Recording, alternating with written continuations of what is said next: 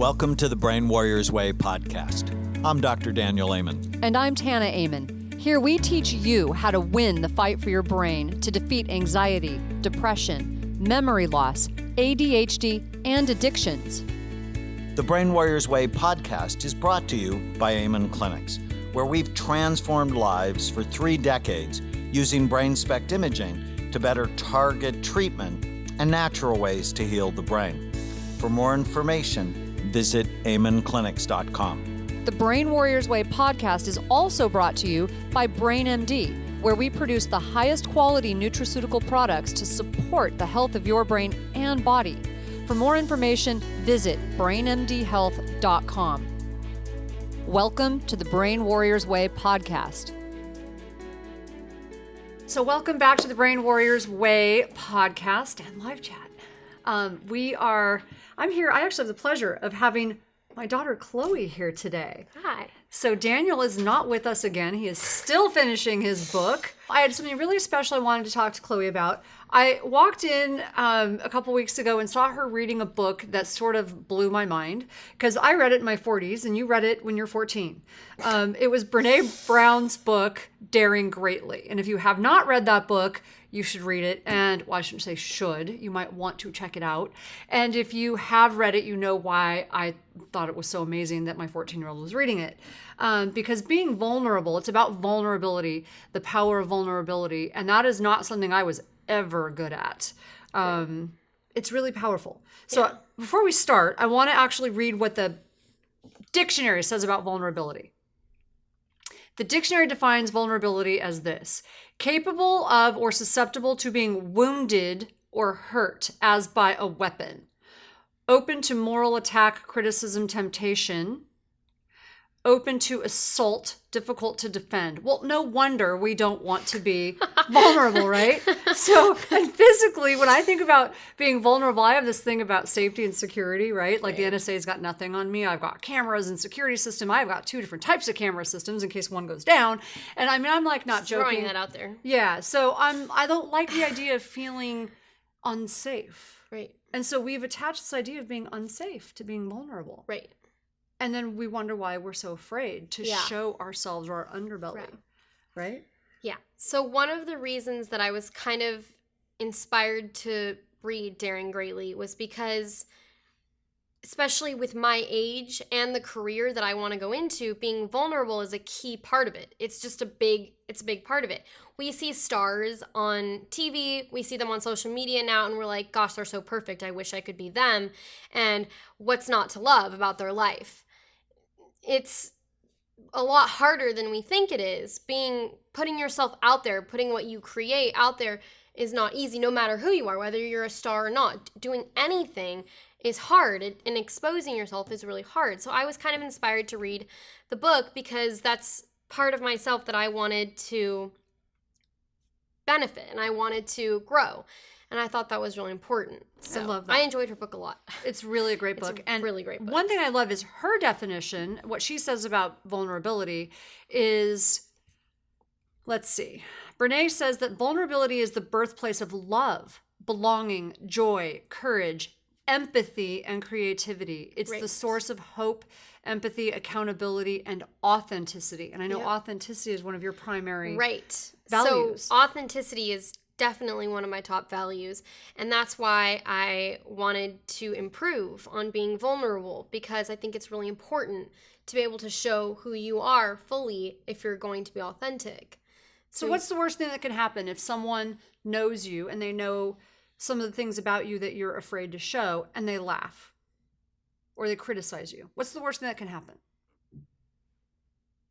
They laugh and they criticize you. They don't like you. They disapprove of you. But that's one person. That's letting one person dictate what you do is one of the issues with vulnerability, because we're so scared of what people think and what they're going to think. But it's you ultimately decide what you do and where you go. And I think that letting people dictate what you do and disapprove of you is only holds you back. And that's something that I think is really important and that I want to learn how to do better, how to not let people dictate what I do because I'm afraid of them disapproving. We see this, like you pointed out, with Right. stars all the time. So, and I think a perfect example are child stars. So we see, I mean, they're so afraid of being judged, and so they act like punks because they don't want people to see what's really going on with Right. them, and they're not mature yet. I mean, that's part of it. Their brains aren't developed. But I think a great example was Justin Bieber. He, you know, for a while he was acting like this one way and like never really showed people who he was. Right. But as he changed and matured, and he began to show people this like underbelly, the soft side of who he was, Right. and he began to go, "Yep, I'm not This is who I perfect. am. This is who I am. I'm just not Right. perfect, but I'm really trying to be better." And all of a sudden, people started to go, "Wait, what? Wait, hold on. Right. I can't be mad at him if he's really working on being a better person." Right. And it's a scary thing to do. Right. So I think an interesting pattern with people like that is when you show who you are and you're open to being vulnerable, no matter how terrifying it is, once you do it, people can still go, I disapprove of you. I don't like what you stand for. I don't like what you're doing. But it's really hard to not respect somebody who's willing to put themselves out there. It's just a matter of respect. Whether you like what they do or not, it's like that's hard to do. And everybody knows it. Everybody knows it's a hard thing to do. Oh, yeah. No, you're right. And you owe them respect. There are many people whose Right. values I don't agree with. Right. But if they hold themselves with dignity and they stand for what they believe in, if they're doing it in a dignified way, it's like, all right, I don't agree with you, but I can understand respect you and I can respect your right to say Right. it and your right to believe that. Right. And so, but versus someone who sort of does it in an underhanded way Or or is wishy-washy. hiding, right, or is not really authentic about it. That's very different. Then it's much easier to go, that's not, I'm Right. not buying it, right? So it's Right. much easier to do that and to criticize it if you know they're not being authentic. Mm-hmm. So if they say one thing and do another thing, Right. it's much easier. So I actually like that. So how is it that you, at 14, because 14 I think is an age where teenagers are terrified of peer pressure and being criticized. How is it that you are not so afraid of that? How did you become more able, like what are some things you do Right. to ground yourself? Okay. So I'm still actually working on it now. In this moment, it's still not an easy thing to do. It takes a while. And like anything, like sports, anything, it takes practice. It takes continuing to do it and put yourself out there to grow. And then eventually it just becomes easy.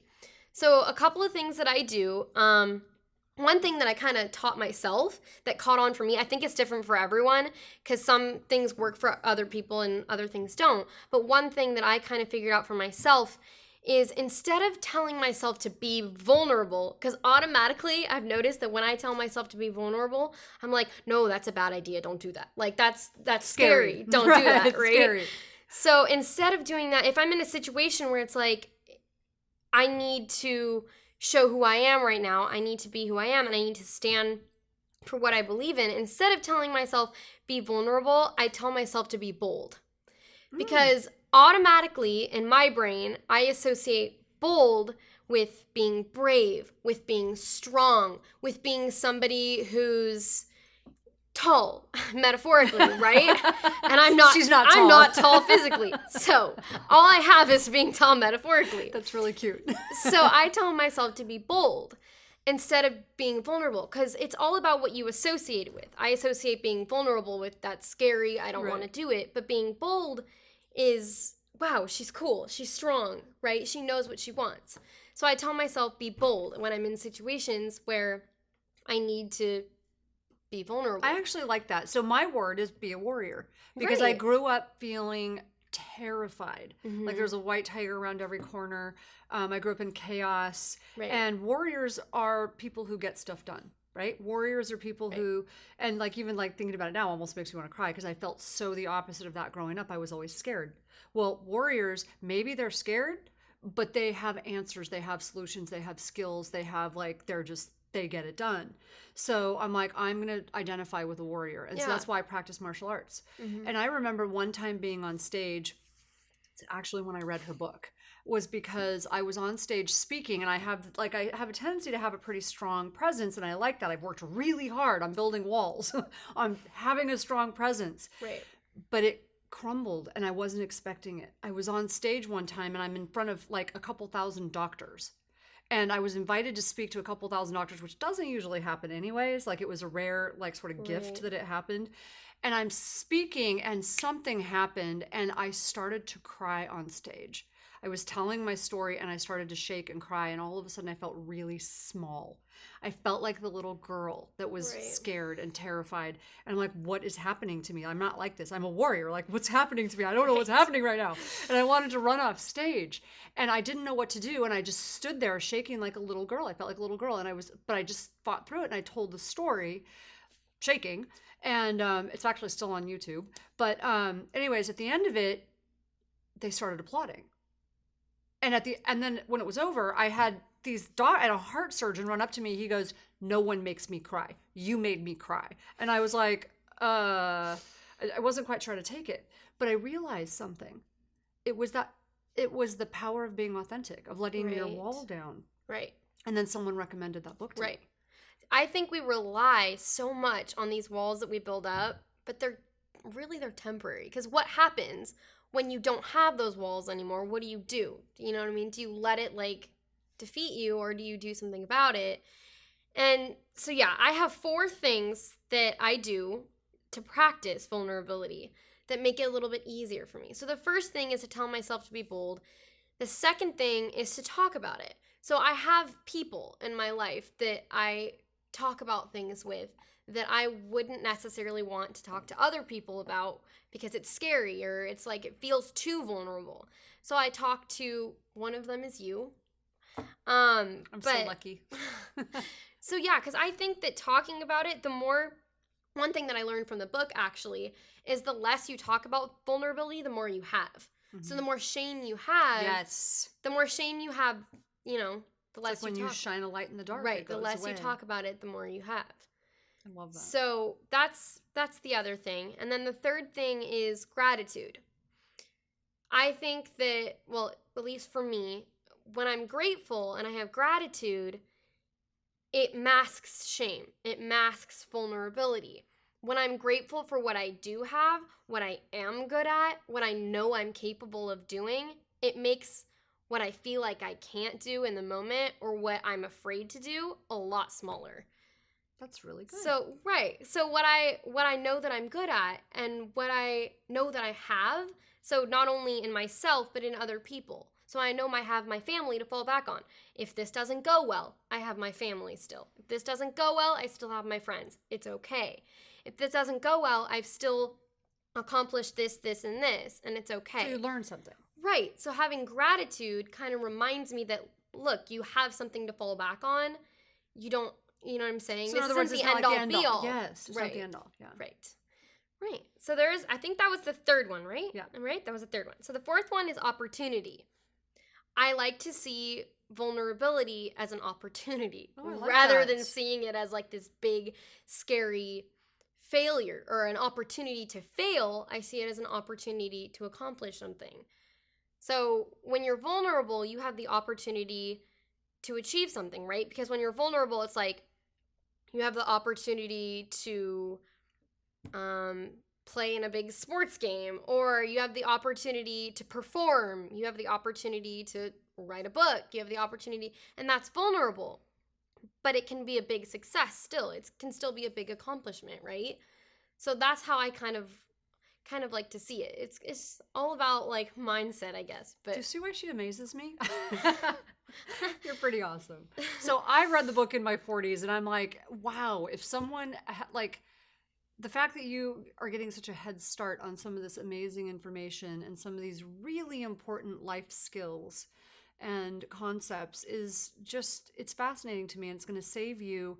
You know, there's nothing that can save us from pain in life, but there are things you can do to just guide you through the pain. Right. And help you grow instead of shrinking when you have pain in life. Right. and help you pass it on and help other people. I'm so proud of you.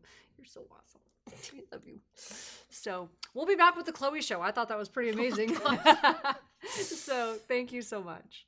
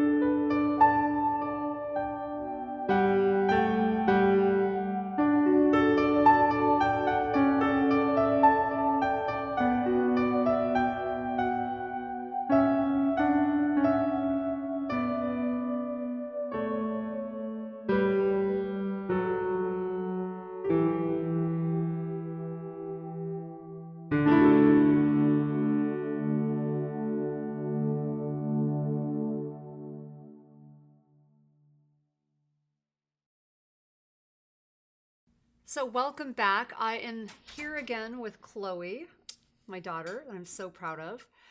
We are talking about vulnerability, and you read Brene Brown's book, Daring Greatly. Yep. And I was so impressed because I read it, like I said, in my 40s, and you read it at 14, and you're going to get just so much benefit by reading some of these books and learning this stuff, at an age where, I'm always so impressed at how much you're always trying to better yourself. Right. And that's a really important thing. Yeah. So we talked in the last segment about some of the things you do to ground yourself, how you might be able to help teens, utilize some of those skills. One of the things I want to talk about in this segment is helping parents. Yeah. And also, so you talking to parents about how they might be able to help kids, and me talking to parents, but also, talking to kids. Also, what's the opposite? What happens if you decide you don't want to utilize some of these skills? I like what she says. We want to be thinking about abundance, about versus scarcity. Okay, so if we have a scarcity mindset and we're terrified of being vulnerable because we're focused on scarcity, she identifies these three components: shame, comparison, disengagement, sort of the opposite of what we're trying to do with being vulnerable and opening ourselves up. Mm-hmm. So, shame is a big one. It's why people don't want to be vulnerable, right? You talked about that in the last one, in our last segment. Yeah. So you mentioned that. Talk a little bit about comparison. Okay, so especially for teenagers, people my age, I was gonna say. So especially people my age, comparison is a big thing that kind of dictates what we do and the decisions we make, because we're so worried about, but this person does this better than I do. Or what if I don't do it as good as this person? Or their hair is prettier, or they're skinnier, or, it goes on and on with teens. Everything. Right. And I think that how we kind of gauge what we're comfortable with doing is based on what other people are comfortable with doing. So if that person's comfortable with doing it, then maybe I should be too. But what if you started it? What if you were the one to set that tone? And what if you were the one to do it first? That's being vulnerable. What if you were the one to do it first and other people were to go, oh, okay, she did it. But instead, I think we kind of compare ourselves with other people and see how it turns out for other people before we decide to do it. Right. So I think that's kind of what goes along with comparison. Have you read Roosevelt's speech, Man in the Arena, yet? I think I've read part of it. Oh, you should read that one. I think it was actually in the book. I It's think one part of of it was in the my book. very favorite speeches or quotes because Right. I always told Daniel when I met him. So like I said, I started working on my personal growth, early on in life, but I don't think I really had my major breakthroughs until I was in my late 30s. Right. So you're way ahead of me. So it was hard for me. I mean, there were a lot of things that were hard for me based on the way I grew up and not having the same access to things and support and whatever. But I was working on it. Right. And so, but I told Daniel when I met him, I never, ever, ever would marry someone who was well known. I would never, ever marry someone who was a public figure or famous or on TV, God forbid. And he was like, why? I'm like, because I want anonymity. It took me forever to build my privacy and walls and anonymity. And I would never do that. I would never want to be like in the public eye. Careful, Be careful what you wish for. Yes. And then not only did he do that, but then he wanted to drag me with him.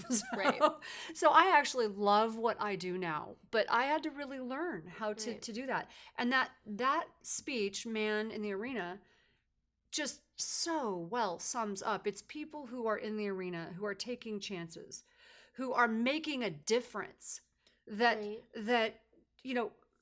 so what if you're being criticized? The people on the sidelines, so what if they're making criticisms? They're not doing anything. They're not doing it. Right? So those are not the people I actually want. Like, I get criticized all the time. All I got to do is read my Facebook page. I get criticized all the time. There was a time that would have been crippling to me. Now I'm like, well, if I'm not getting those criticisms, I'm not making a difference. Like, I'm not, it means I'm not busy enough. Right. Because if that means I'm actually doing something if people are criticizing me. So I actually use that as almost an opposite gauge. Does that make sense? Right. So I like that. And the other one I want to talk about with you for teens is disengagement, because social media is a big thing. Right. Not only are teens using social media to compare themselves, but you mentioned something to me that was really important. You said that kids have to do more and more and more now to be noticed. To be noticed. Because of social media. It gets more and more extreme as social media continues and grows bigger.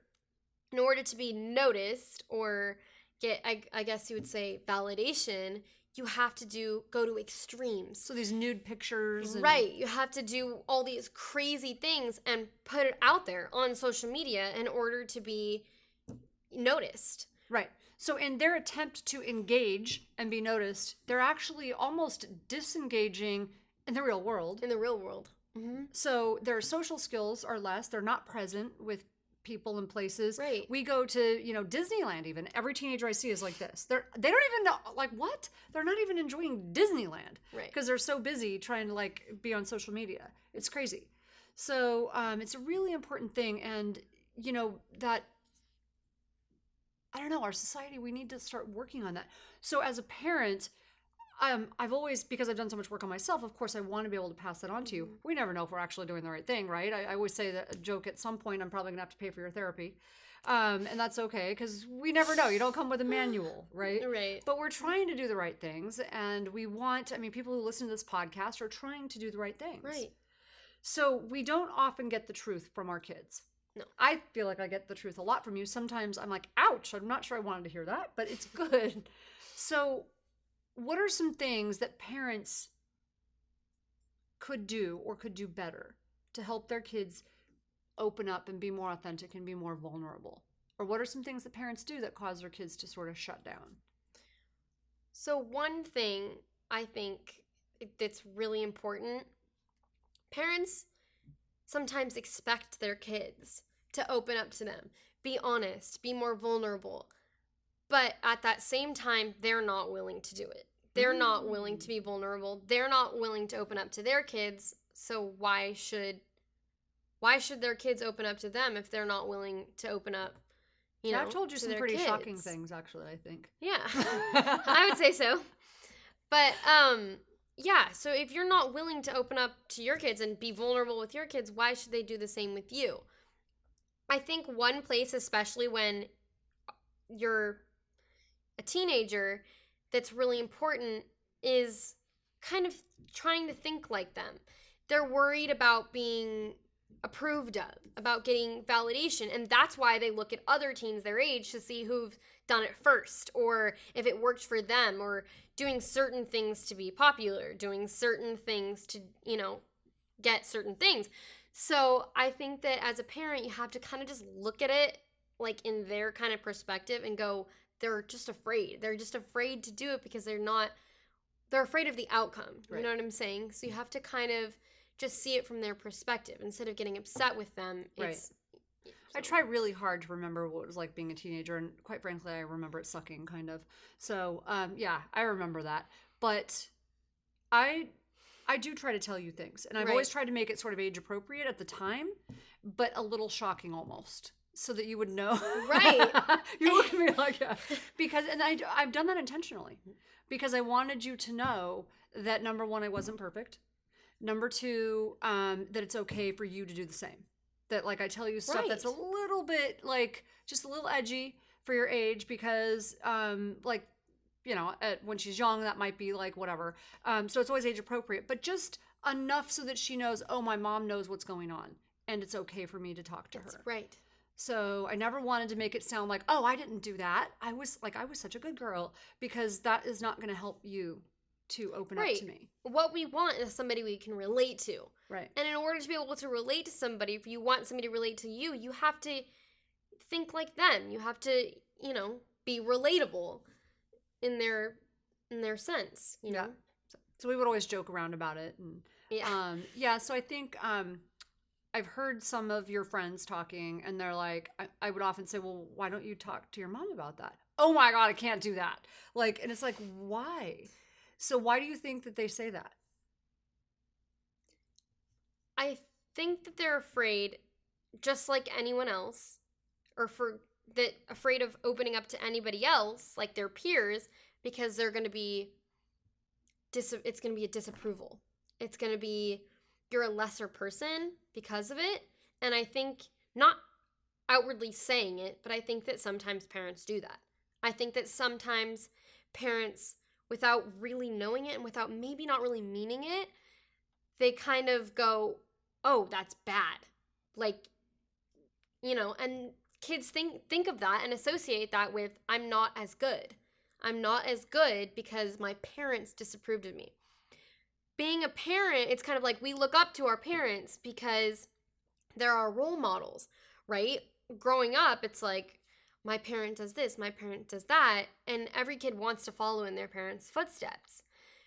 But it's hard. It's really hard, just like it is with your friends, when you feel like your parents don't approve of you. Right. So if they feel like they can relate to them, it makes it a lot easier, instead of putting the shame on them, which makes them not want to open up at all. So is there anything else you would add to that? Is there anything that has made it easier for you to open up? I know one story, and you might not even remember this, and I don't know if it helped or not. Maybe you can say it helped or it didn't help. So Chloe is a perfectionist, has been by nature since she was little. Mm-hmm. Really hard on herself, and that did not come from me. We don't try to do that with her. We always encourage her effort, not her grades, not the outcome. We always encourage the effort. It's the hard work. Right. It's the work ethic that we encourage. It's never the grade or the whatever, the result. So you studied really hard for a test one time, and it was like, I think like 4th grade. Anyways, she got in the car and she was crying, and she was so upset because she didn't get a good grade on the test, but she studied really hard. And so I'm like, oh, I'm sorry, sweetheart. I'm sorry that you didn't get the grade you were expecting. And so anyways, when you told me the grade, I'm like, okay, so high five. And you were like mad at me at first. You're like, what?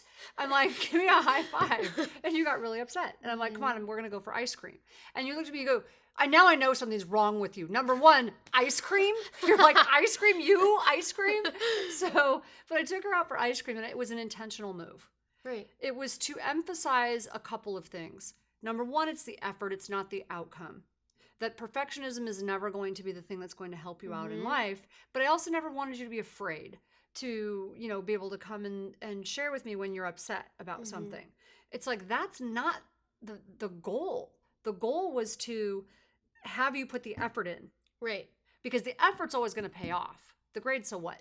That eventually will happen. If you keep putting the effort in, eventually you're going to do, it'll catch up. So I think when parents get so focused on the details, it can really damage that relationship. Right. We can't always control the outcome of what happens, but it's what you do to get there that's important. If you follow the right steps to get there and the outcome doesn't turn out the way you wanted it to, that's not something we can control. But we can control how we get there. We can control what we do to make it happen. Right. Whether it turns out the way we want it to or not.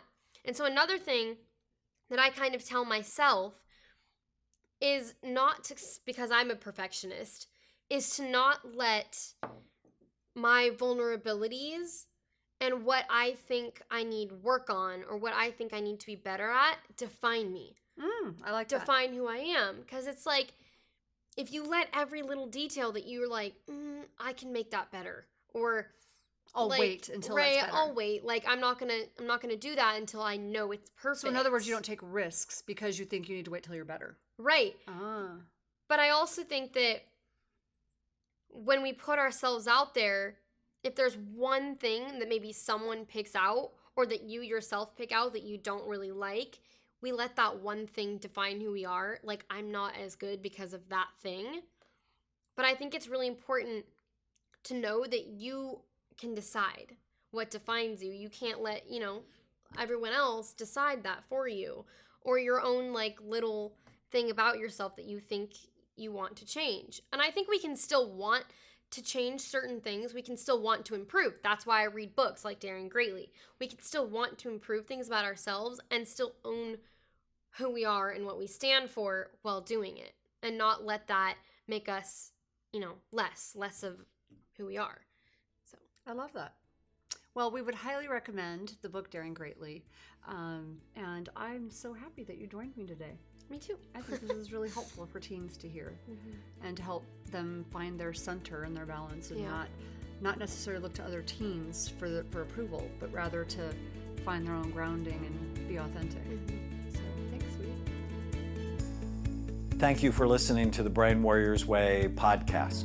Go to iTunes and leave a review, and you'll automatically be entered into a drawing to get a free signed copy of the Brain Warriors Way and the Brain Warriors Way cookbook we give away every month.